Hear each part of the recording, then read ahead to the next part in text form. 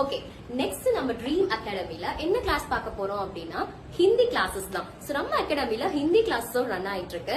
So அப்படி kids நிறைய பேர் வந்து ஹிந்தி கிளாஸஸ் வந்து அட்டென்ட் பண்ணிட்டு இருக்காங்க. சோ நம்ம நெக்ஸ்ட் என்ன பார்க்க போறோம் அப்படின்னா நம்ம ஹிந்தி மாஸ்டர் ஒரு லெஜெண்ட் வந்து இங்க நிக்கிறாங்க. சோ நம்ம கிட்ஸ் எல்லாருக்குமே அவர் தான் ட்ரெயின் பண்றாரு. சோ நம்ம ஒரு ஃபியூ செகண்ட்ஸ் வந்து அவர்கிட்ட பேசி அவரோட எக்ஸ்பீரியன்ஸ் நம்ம அகாடமில எப்படி இருக்கு அப்படின்றத நம்ம பார்க்க போறோம். சோ வணக்கம் சார். வணக்கம். எப்படி இருக்கீங்க? நல்லா இருக்கு. ஓகே சார், நீங்க எவ்வளவு நாளா கிட்ஸ் வந்து ட்ரெயின் பண்ணிட்டு இருக்கீங்க? நான் வந்து ஹிந்தியை பொறுத்த வரைக்கும் நான் வந்து born and brought up in Gujarat. Okay. Father வந்து வெஸ்டர்ன் ரயில்வே இருந்தாரு. பட் நேட்டிவ் ஆஃப் தமிழ்நாடு தான். ஆனா வந்து படிச்சது 7ஆம் கிளாஸ் வரைக்கும் படிச்சதெல்லாம் அங்கதான். ஓகே. அதனால ஹிந்தியை பொறுத்த வரைக்கும் தமிழ் இங்கிலீஷ்ல என்ன ஃப்ளூவன்சியோ அதே ஃப்ளூவன்ஸ் ஹிந்திலயும் இருக்கு. அதனால I am comfortable with Hindi.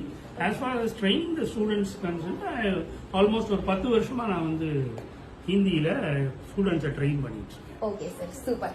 So எனக்கு இன்னொரு டவுட் இருக்கு.